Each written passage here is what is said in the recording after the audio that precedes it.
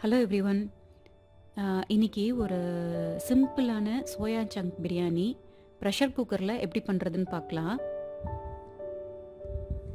இந்த பிரியாணி பண்ணுறதுக்கு நான் ஒரு கப் பாசுமதி ரைஸ் வந்து தண்ணியில் 20 மினிட்ஸ் ஊற வச்சுருக்கேன். அதே மாதிரி சோயா சங்க்ஸை வந்து நான் மேரினேட் பண்ணி 20 மினிட்ஸ் வச்சுட்டு அதுக்கப்புறம் தான் அதை குக் பண்ண போகிறேன். ஸோ அந்த மேரினேட் பண்ணுறதுக்கு என்னென்னலாம் தேவை, எப்படி பண்ணுறோங்கிறத பார்க்கலாம். சோயா சங்க் இந்த மாதிரி நீங்கள் மேரினேட் பண்ணி வச்சு அதுக்கப்புறம் குக் பண்ணும்போது சோயா சங்கில் வந்து நல்லா ஜூஸியாக இருக்கும். அதுலேயே வந்து எல்லாமே மசாலாலாம் அதில் நல்லா இறங்கியிருக்கும், சாப்பிட்றதுக்கும் நல்லாயிருக்கும். நான் இப்போ என்ன பண்ணுறேன்னா, சோயா சங்கை வந்து ஒரு 15 மினிட்ஸ் தண்ணியில் ஊற வச்சுருக்கேன். ஊற வச்ச சோயா சங்கை தண்ணியெல்லாம் ஃபுல்லாக இல்லாமல் எல்லாமே கம்ப்ளீட்டாக ட்ரைன் பண்ணிவிட்டு அதை வந்து ஒரு பவுலில் சேர்க்குறேன். ஒரு 2 டேபிள் ஸ்பூன் கெட்டியான தயிர் இதில் சேர்க்குறோம்.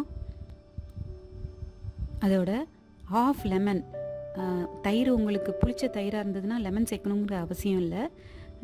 இல்லைன்னா நீங்கள் ஒரு ஹாஃப் லெமன் வந்து சேர்த்துக்கலாம். இதோட ஒரு ஹாஃப் டீஸ்பூன் மஞ்சள் தூள், 1 டீஸ்பூன் மிளகாய் தூள், 1 teaspoon salt, half teaspoon biryani masala. Biryani மசாலாவோட லிங்க் வந்து டிஸ்கிரிப்ஷனில் இருக்குது, ட்ரை பண்ணி பாருங்கள். 1 டேபிள் ஸ்பூன் ஆயில், பொடியாக கட் பண்ணி வச்சுருக்க கொரியாண்டர் லீவ்ஸ் எல்லாத்தையும் சேர்த்துட்டு நல்லா மிக்ஸ் பண்ணி விட்டுடலாம். மிக்ஸ் பண்ணிவிட்டு டிஸ்டர்ப் பண்ண வேணாம். ஒரு 20 மினிட்ஸ் நம்ம வந்து அதை மேரினேட் பண்ணிவிடுவோம். இப்போ டைரெக்டாக பிரியாணியை வந்து நம்ம ப்ரெஷர் குக்கர்லேயே பண்ணிடலாம். 1 டேபிள் ஸ்பூன் ஆயில் சேர்த்துருக்கேன். 1 இன்ச் பட்டை, 2 கிராம்பு, 2 ஏலக்காய், 1 ஸ்டார் அனீஸ் இதை சேர்த்துருக்கேன். இதுக்கப்புறம் பொடியாக நறுக்கின வெங்காயம், 2 பச்சை மிளகா சேர்த்து அதை நல்லா வதக்கிடலாம். வெங்காயம் நல்லா வதங்கணும். வெங்காயம் நல்லா வதங்கினதுக்கப்புறம் இஞ்சி பூண்டு பேஸ்ட் 1 டீஸ்பூன் வந்து இஞ்சி பூண்டு பேஸ்ட்டு அதோடு சேர்த்துடலாம். சேர்த்துட்டு நல்லா அதை வதக்கிக்குவோம். நான் 2 தக்காளி வந்து அரைச்சி வச்சுருக்கேன், அதையும் நான் இதோட சேர்த்துட்றேன். சேர்த்துட்டு நல்லா வதக்கிக்கலாம். தக்காளி நல்லா வதங்கினதுக்கப்புறம் ஒரு கைப்பிடி புதினா தழை போடுறேன். இந்த ஸ்டேஜில் நம்ம மேரினேட் பண்ணி வச்சுருக்க சோயா சங்க்ஸை இதில் சேர்த்துடலாம். சேர்த்துட்டு அந்த மசாலாவோட நல்லா மிக்ஸ் பண்ணி விட்டுறோம். ஒரு 5 மினிட்ஸ் நல்லா குக் பண்ணுவோம். அந்த ஆயிலெலாம் மேலே செப்பரேட் ஆகி வரும். இந்த ஸ்டேஜில் அரிசி சேர்க்குறோம். டீஸ்பூன் கீ சேர்க்குறோம். கீ சேர்த்துட்டு மிக்ஸ் பண்ணி விட்டுடலாம்.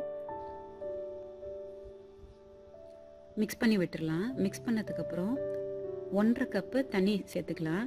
நான் 1 கப் அரிசி எடுத்திருக்கேன். ஸோ வந்து 1.5 கப்பு தண்ணி ஊற்றுறேன். அந்த தண்ணியை டேஸ்ட் பண்ணி பார்த்துட்டு சால்ட் கம்மியாக இருந்ததுன்னா சால்ட் சேர்த்துக்கலாம். இப்போ கவர் பண்ணி ப்ரெஷர் குக் பண்ண போகிறோம்.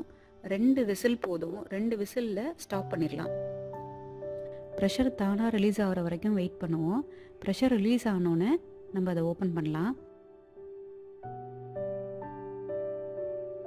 கொரியாண்டர் லீவ்ஸ் கார்னிஷ் பண்ணி நம்ம இதை இறக்கிடலாம். பிரியாணி ரெடி ஆகிடுச்சு. ரைஸ் பாருங்கள் எப்படி இருக்குது, உதிரியாக இருக்குது ரைஸு.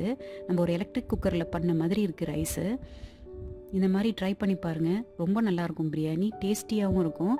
சோயா சங்க்கு ரொம்ப ஹெல்த்தியும் கூட. நீங்கள் ட்ரை பண்ணி பார்த்துட்டு எப்படி இருக்குன்னு எனக்கு சொல்லுங்கள். தேங்க்யூ.